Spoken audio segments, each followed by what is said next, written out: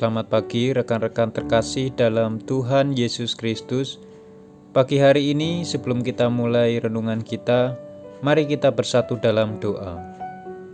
Tuhan Bapa kami di surga, terima kasih Tuhan Kau telah berikan pagi hari ini yang indah buat kami Tuhan. Sebentar lagi kami mau belajar firman-Mu. Engkau buka hati dan pikiran kami Tuhan untuk mengerti dan memahami firman-Mu. Terima kasih Tuhan, di dalam nama Tuhan Yesus Kristus. Haleluya. Amin.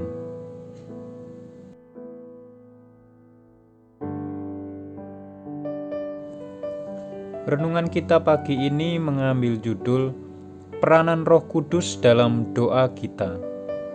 Diambil dari Roma 8 ayat 26. Demikian juga Roh membantu kita dalam kelemahan kita. Sebab kita tidak tahu bagaimana sebenarnya harus berdoa, tetapi Roh sendiri berdoa untuk kita kepada Allah dengan keluhan-keluhan yang tidak terucapkan. Nama Roh Kudus berarti pembela atau penolong. Dia menolong kita saat berada dalam kesukaran dan pencobaan. Roh Kudus juga bekerja untuk membukakan pintu gerbang permintaan doa.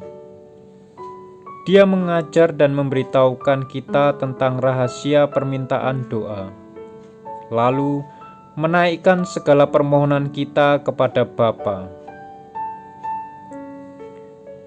Seringkali kita tidak tahu hal-hal yang seharusnya kita doakan, termasuk segala keperluan kita sekalipun.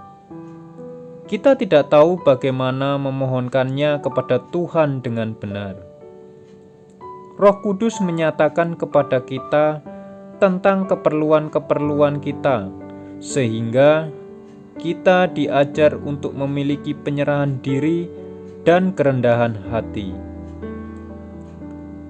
Roh Kudus juga meletakkan suatu beban permintaan doa kepada setiap hati yang didiaminya. Terkadang, beban yang kita alami begitu berat sampai tak terucapkan, sehingga yang dapat kita lakukan hanyalah mengerang dan meratap kepada Tuhan.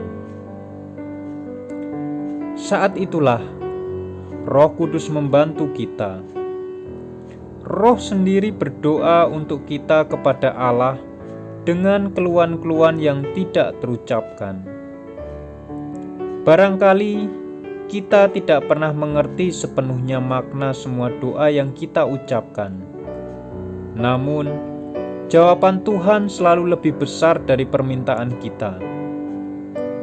Doa yang kita panjatkan itu ditafsirkan dan disempurnakan oleh Roh Kudus. Kemudian, Allah menanggapinya menurut hikmat dan kasih-Nya yang tidak terbatas. Roma 8 ayat 27 berkata, "Dan Allah menyelidiki hati nurani, mengetahui maksud roh itu, yaitu bahwa Ia sesuai dengan kehendak Allah, berdoa untuk orang-orang kudus." Allah selalu menyelidiki hati serta mendengarkan doa kita. Tetapi bukan seruan-seruan kita yang keras yang didengarnya, melainkan pikiran Roh Kudus yang ada di dalam kita. Karena Dialah yang diakui Bapa sebagai pemimpin dan penolong sejati kita, bukan ucapan-ucapan kita.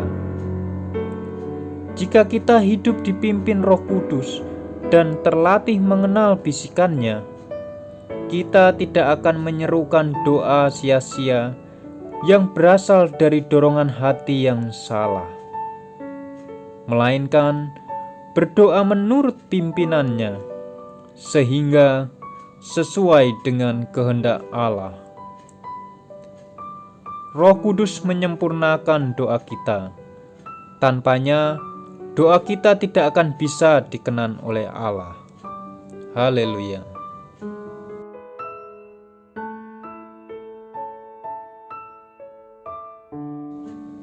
Sebelum renungan hari ini kita tutup, Mari kita bersatu dalam doa.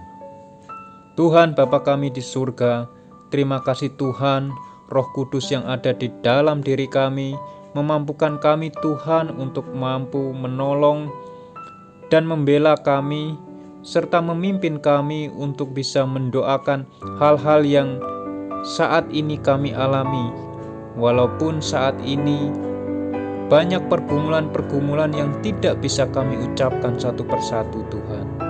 Kami percaya akan tuntunan-Mu Tuhan. Terima kasih Tuhan, sebentar lagi kami akan melanjutkan aktivitas kami. Kiranya Tuhan menyertai dan memimpin kami. Di dalam nama Tuhan Yesus. Haleluya. Amin.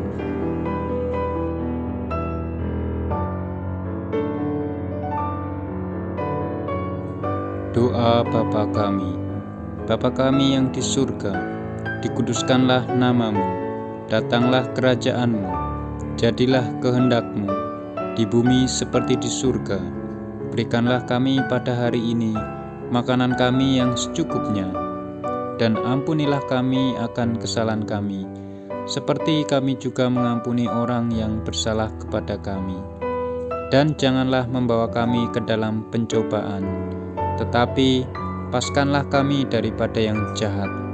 Karena Engkaulah yang mempunyai kerajaan dan kuasa dan kemuliaan sampai selama-lamanya. Amin.